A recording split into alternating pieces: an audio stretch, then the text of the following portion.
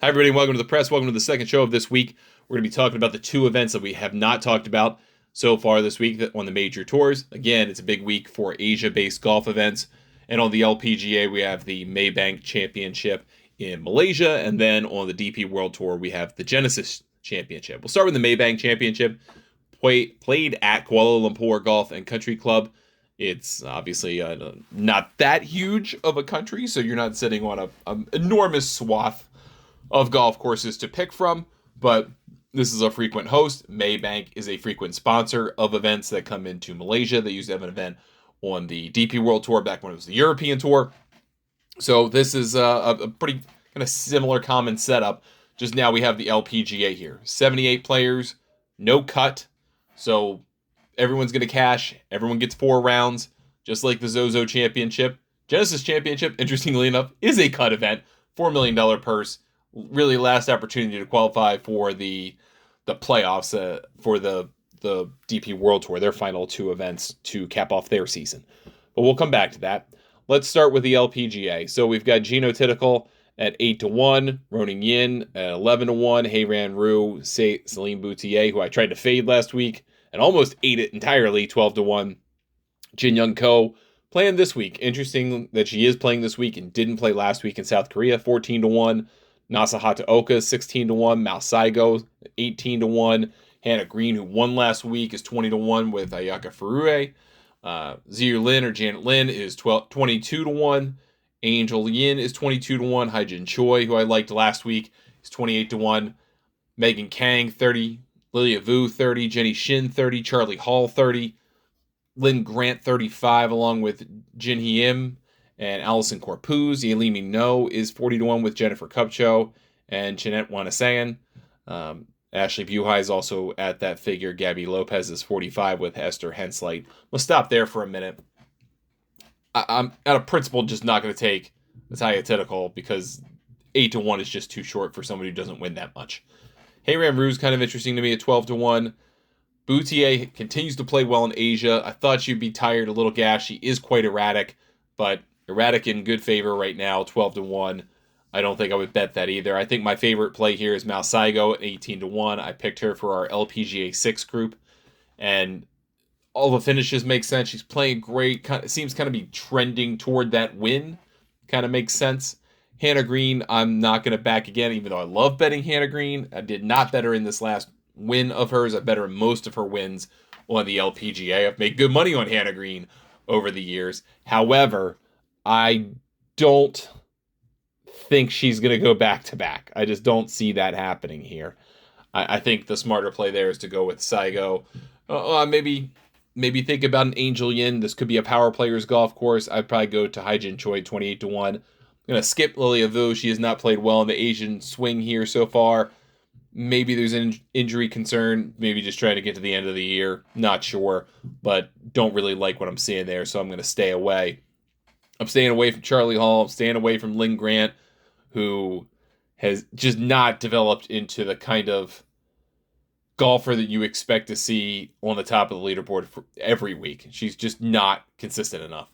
Yelimi No is starting to trend, I think, in the right direction, but way too crappy of a price compared to Wanasayan. I think Gabby Lopez is a great play here. Been playing very well of late. She does most of her damage in the shorter fields and in Asia. I think that's an interesting play to look at as well. Kind of like Alim Kim here. I really like Patty Tavatanakit here. If my Angel Yin theory holds right, then you have to like Patty T. Just a power player's game in every respect. And then you get beyond that, I think you're going to be hard-pressed to find some players that you love in these longer ranges. I really like Gabby Ruffles. I like the start of her season, but it has trailed off pretty dramatically. Allison Lee was on the Solheim Cup team. She was DFL last week. Just not good from her. A lot of people, I think, will back Jasmine Sawanapura at 120-1. She won at 170-1 in Arkansas. Obviously, people are going to go, oh, that's not as good of a price. Yeah, she won. She's getting a little bit of respect here, even in a better field. I think she's worth at least a look. At least a look. After that, I think you're going to be struggling to find a player. I do like Linnea Strom just a little bit. Just a little bit. Don't love it, But if I had to pick a super long shot, I've been picking Alexa Pano, who's been playing pretty well, just not well enough to threaten to win. Switch it up here. Having said that, now Alexa Pano is going to win. So congrats to all of you who go opposite on me and win in this case, because it's probably about to happen. It's just the theory of that you bet someone, you lay off them, immediately they win. That just seems to kind of happen. That all said, I don't think there's a ton to work off of here. The prices aren't great for the best players. Saigo makes sense, but she doesn't win very often. 18-1 for someone who doesn't do that is not a great number. Gabby Lopez doesn't win often either, but she's kind of I think maybe you go in your 40s and 50s and you try to hang out there. Maybe you find someone a little deeper and you go after a Guseva, depending on you want to say it, Tawanapora maybe a Gabby Ruffles if you're feeling it, something like that. I think that's probably your best bet. Maybe even an Amy Yang at 90-1. I would take Amy Yang over like a Maya Stark or Carlotta Saganda,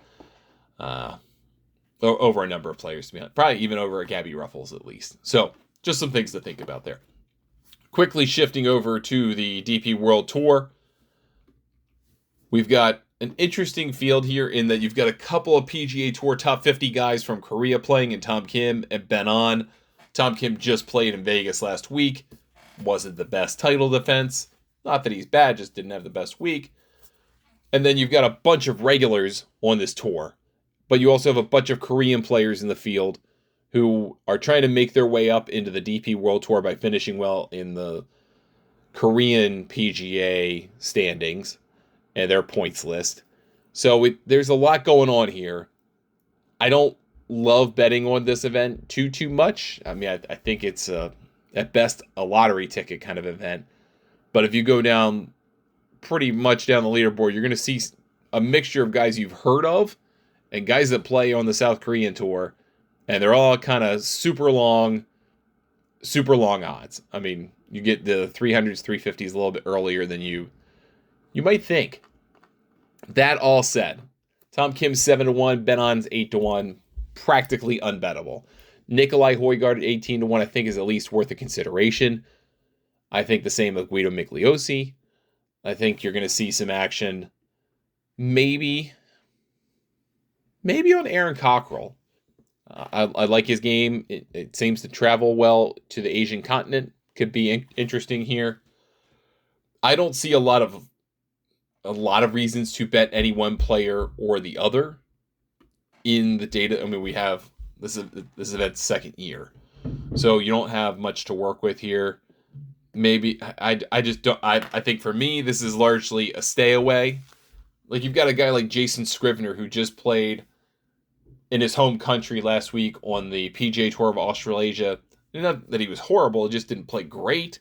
And you got him at 90-1. I mean, that's kind of where you're at in all of this. I think you're going to struggle to find someone to really, really love. Maybe you go after a Yannick Paul here, thinking a little bit about ball striking, trying to lead the way here. Maybe a Veerman at 28-1, thinking about that. Maybe a Kita Nakajima, kind of find one of those three guys in the 28 or 30 range and call it a day. I just find it very hard to find some appealing names here. Maybe David Micheluzzi, who's done much better in this part of the world than he has ever trying to translate to the United States or even to Europe. Maybe you go that way. I just think it's going to be really hard for you to find some interesting value here in this tournament. Just personal thought. I just kind of wanted to throw it out there. And because it's so short, I might as well at least talk a little bit about, at least for a few seconds, about the Simmons Bank Championship on the PGA Tour Champions. Down to 54 players, second of 3 playoff events, 3 rounds, no cut like usual. New event in Little Rock, Arkansas. You've got Stuart Sink, you've got Steve Out, you got Stuart Sink and Patrick Harrington are the big favorites. You don't even have Steve Stricker in here, which that kind of tells you where he's at in terms of his season about golf. But Harrington 5-1, Stuart Sink plus 550, Steve Alker 9-1, Ernie Els 14-1, having by far the best season of anybody. Jerry Kelly, 16 to 1, I think is worth a look. Stephen Ames, 22 to 1, I think is worth a look. Maybe a KJ Choi at 30 to 1, I think is at least worth your time. Greg Chalmers at 60 to 1, I think is absolutely worth your time. Played not very well last week at all, but his season has been a good one. I would also think about Steve Flesh at 65 to 1 as well. Just a couple long shots there, just to wet your whistle, because this is the only tournament you're going to be able to watch at a normal, reasonable hour this week. Otherwise, you're just betting blind. And like I said in the other episode this week, that's not fun to me, just waking up going, did I win? I don't get much enjoyment out of that. So that's it for me. I think that's going to do it for us for this week. Sorry for the shorter episode. I knew it would be kind of shorter. I wasn't trying to give you a full-length 20-minute episode today. Just a couple quick hitters so that you have something to think about before the action gets started tonight all over in Asia for the first 3 tournaments we talked about this week. And then, obviously, on Friday, kicks off the Simmons Bank Championship, the 54-hole event on PGA Tour Champions. If you have any questions for me, Ryan at thegolfnewsnet.com or at Ryan Ballingy or at GolfNewsNet on social media. You can join Golf Newsnet for $40 a year, $60 for 2 years, or $80 for 3 years using our fall special at golfnewsnet.com. Thanks so much for listening. We will catch you next week. Good luck with all your bets this week.